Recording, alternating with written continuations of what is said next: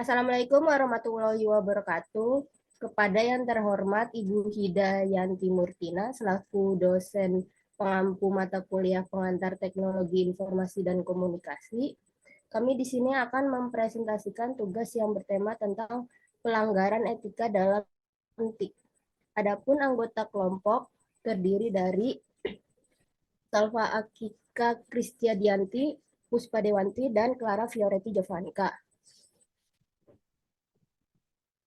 Jenis pelanggaran etika penggunaan teknologi informasi dan komunikasi ada 8. Yang pertama, hacker dan cracker. Kedua, denial of service attack atau DOS attack. Ketiga, pelanggaran piracy. Keempat, fraud. Kelima, gambling. Keenam, mobile gambling. Ketujuh, pornografi dan pedofil. Kedelapan, data forgery. Pengertian hacker dan cracker. Istilah hacker awalnya digunakan dalam arti positif, merujuk pada anggota yang memiliki keterampilan komputer lebih baik daripada rekan pengembangannya. Seorang hacker didefinisikan sebagai seseorang yang ingin mengeksplorasi dan menembus sistem operasi dan kode keamanan komputer lainnya, namun tidak terlibat dalam vandalisme atau pencurian uang atau informasi. Menurut Mansfield, cracker kini menjadi sisi gelap para hacker. Mereka tertarik mencuri informasi, menyebabkan segala macam kerusakan, bahkan terkadang melumpuhkan seluruh sistem komputer. Ada 3 klasifikasi hacker dan cracker. Yang pertama, recreational hacker. Ini adalah kejahatan yang dilakukan oleh pengguna internet yang tidak berpengalaman hanya untuk mengetahui apakah sistem sekuritas suatu perusahaan tidak dapat diandalkan. Yang kedua, cracker atau perentas, dan pelaku yang berpikiran kriminal termotivasi oleh keuntungan finansial, sabotase, dan penghancuran data. Jenis kejahatan ini dapat dilakukan oleh banyak orang dalam. Ketiga, peretas politik dan aktivis politik atau hacktivis telah menghancurkan ratusan situs web untuk mempromosikan program mereka, dan mungkin juga menggunakan situs web untuk menyisipkan pesan yang mendiskreditkan lawan-lawan mereka. Contoh kasus serangan hacker di Indonesia. Pada bulan Mei 2021, website Badan Penyelenggara Jaminan Sosial atau BPJS, yakni bpjskesehatan.go.id, diduga telah diretas. Hal ini menyebabkan data 279 juta penduduk Indonesia bocor dan dijual di forum online Riot Forums oleh akun bernama Coach. Dataset berisi nik, nomor ponsel, email, alamat, hingga gaji tersebut dijual seharga 0,15 Bitcoin atau setara dengan 84,4 juta rupiah. Sebagai antisipasi mencegah penyebaran data yang lebih luas, Kominfo kemudian mengajukan pemutusan akses terhadap tautan untuk mengunduh data pribadi tersebut dan memblokir Right Forum. Artian denial of service attack atau DOS attack adalah upaya untuk membuat sumber daya komputer yang ada tidak tersedia bagi pengguna. Serangan penolakan layanan ditandai dengan penyerang yang secara eksplisit berusaha mencegah pengguna menggunakan layanan untuk memberikan bantuan. Ada 2 bentuk umum serangan penolakan layanan. Yang pertama, memaksa riset komputer korban. Jika tidak, korban tidak akan dapat menggunakan perangkat komputasi sebagaimana mestinya. Memblokir media komunikasi antara pengguna dan korban, mencegah komunikasi. Contoh kasus denial of service attack atau DOS attack yang pernah terjadi di Indonesia, yaitu insiden yang menyerang DDoS juga terjadi pada pertengahan tahun 2009, di mana domain.co.id sempat drop selama 4 hari akibat serangan DDoS. Hal ini menunjukkan adanya kelemahan yang sangat mendasar dalam sistem DNS CCTLD ID. Situasi ini sangat berbahaya mengingat domain.co.id merupakan salah satu infrastruktur internet Indonesia yang strategis.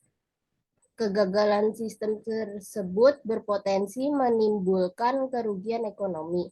Karena domain drop, otomatis para pengguna tidak dapat mengakses situs dengan domain.co.id.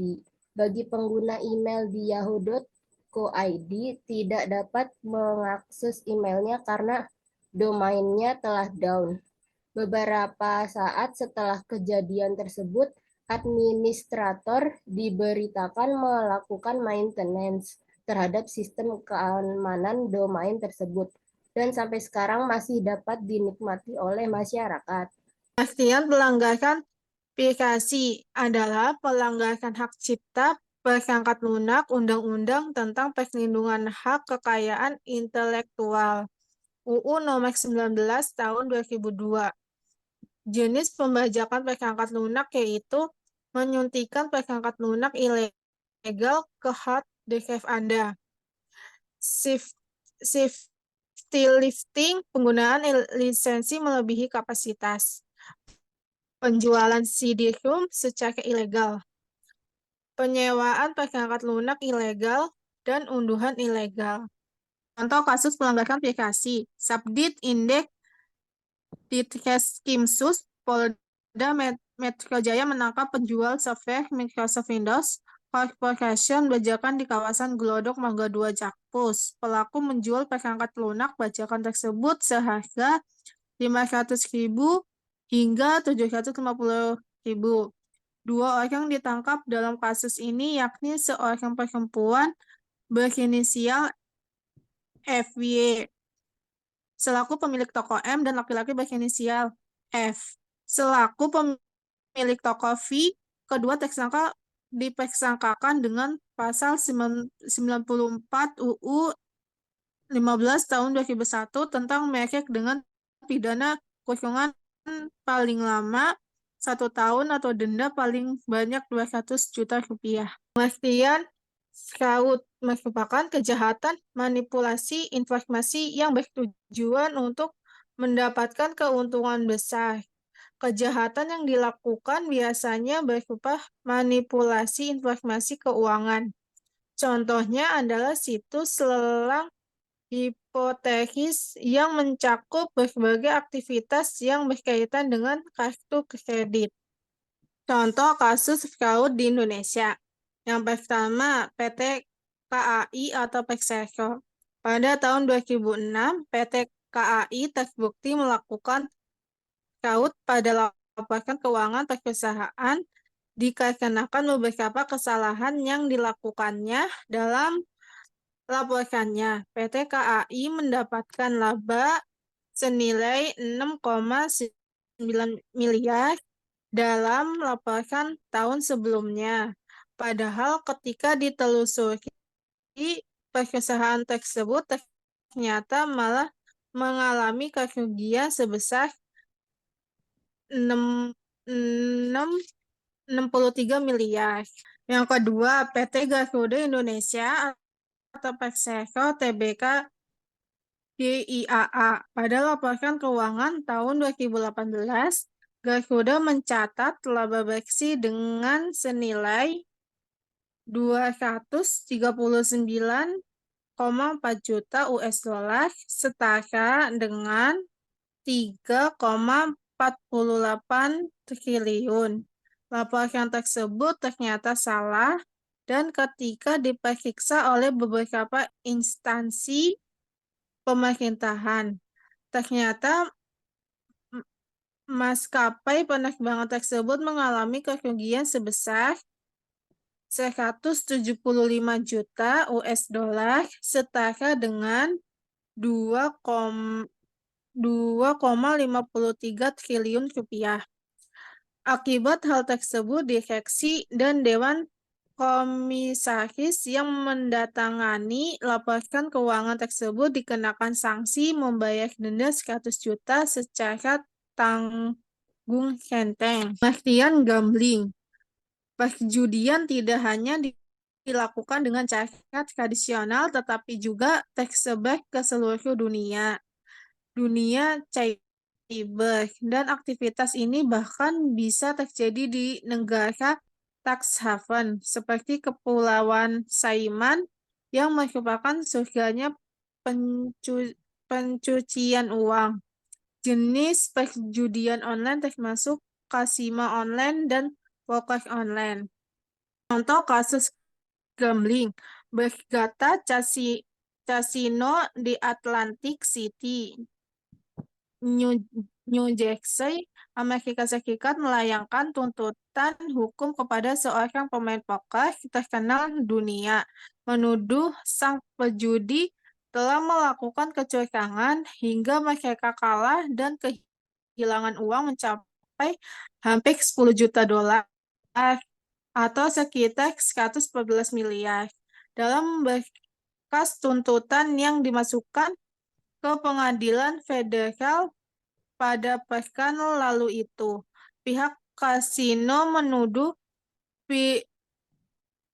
Philip LVJR adalah juara 9 kali kejuaraan dunia poker.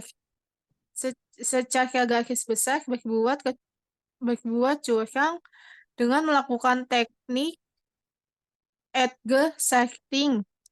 Pihak Bergata Casino menuduh Levy memanfaatkan kesalahan pembuat kartu yang diprediksi ketahuinya saat memperhatikan adanya perbedaan pada motif desain belakang kartu. Dijelaskan pula bahwa kartu-kartu yang diproduksi oleh Gemaco Inc. tersebut harusnya menampilkan desain lingkaran yang terlihat seperti puncak dari pola potongan-potongan atau separuh wajik. Namun, wajik dalam pola itu ternyata sedikit berbeda bentuknya. Berdasarkan catatan AP pula, sebuah kasino lain, Golden Nugget Casino, sebelumnya justru sudah memasukkan berkas tuntutan hukum terhadap Gemaco lantaran kartu mereka telah membuat para penjudi dengan mudahnya memenangi uang hingga 1,5 juta dolar US sampai 17 miliar. Sementara sebaliknya diketahui bahwa Levy juga mungkin bukan orang bersih karena sebelumnya sebuah kasino di London pun pernah menuntutnya untuk alasan serupa dan mereka menang. Pengertian mobile gambling adalah permainan perjudian yang menggunakan perangkat nirkabel seperti PD, PC meja nirkabel, dan lain-lain. Beberapa kasino online dan poker online menawarkan opsi seluler, GPRS, data GSM, UMTS, dan e-mode adalah teknologi lapisan data yang diandalkan oleh game tangkas. Kasus mobile gambling adalah Indra Kents. Dalam kasus ini mulanya mengadakan permainan di aplikasi Binomo dan mengabarkan permainan tersebut melalui konten video di akun YouTube-nya. Merasa tertarik setelah melihat konten tersebut, para korban pun langsung berdatangan mendaftar dan bergabung pada permainan Binomo. Korban dimasukkan ke Telegram milik Indra Kents dengan nama grup Indra Kesuma Official. Dalam grup tersebut, Indra Kents harus terus menjaga antusiasme para korban agar tetap tertarik untuk menambah deposit pada akun deposit dengan cara memberikan tips atau cara trading agar menang. Indra Kents bertindak sebagai pemandu dalam permainan itu. Setelah melalui beberapa permainan, ternyata para korban yang ikut selalu kalah. Jaksa menyebut Indra Kents selaku afiliator BIN telah menyebarkan informasi berupa video yang membuat korban ikut permainan bermuatan perjudian itu. Jaksa juga menyebut Indra Kents mendapatkan keuntungan besar saat para pemain kalah ataupun menang. Pengertian pornografi dan pedofilia. Pornografi adalah suatu bentuk kejahatan yang melibatkan penggambaran ketelanjangan, tindakan erotis, dan tindakan seksual lainnya dengan tujuan merusak moral. Pedofilia merupakan kejahatan penyimpangan seksual atau pornografi anak yang lebih banyak menyasar kepada anak-anak. Contoh kasus pornografi dan pedofilia. Polisi Delhi telah menangkap 36 orang dan mengajukan 105 VIR ke kantor polisi sehubungan dengan penyelidikan jaringan pornografi anak dan pedofilia. Terdakwa kedapatan membagikan CSAM atau materi pelecehan seksual terhadap anak melalui WhatsApp dan platform lainnya. TOI telah melaporkan tentang penyelidikan yang sedang dilakukan pada 11 Desember dan bagaimana 12 FIR telah didaftarkan di Delhi Selatan saja. Tindakan polisi ini didasarkan pada informasi yang diterima dari Pusat Nasional untuk Anak Hilang dan Tereksploitasi atau NCMEC yang berbasis di Amerika Serikat. NCMEC telah menandatangani MOU dengan Biro Catatan Kejahatan Nasional NCRB yang berkoordinasi dengan sel Cyber Corporation Delhi dan membantu dalam berbagai informasi. NCMEC yang memiliki kerjasama dengan platform media sosial seperti Facebook dan Instagram dengan susah payah memeriksa konten di platform ini menggunakan berbagai alat dan menandai materi cabul apapun yang berkaitan dengan anak-anak itu, juga mengambil rincian alamat IP pengguna yang telah mengunggah konten cabul. Rincian ini kemudian diteruskan ke polisi di berbagai negara bagian melalui NCRB. Sekian presentasi kelompok kami, kurang lebihnya mohon maaf dan terima kasih, semoga bermanfaat. Wassalamualaikum warahmatullahi wabarakatuh.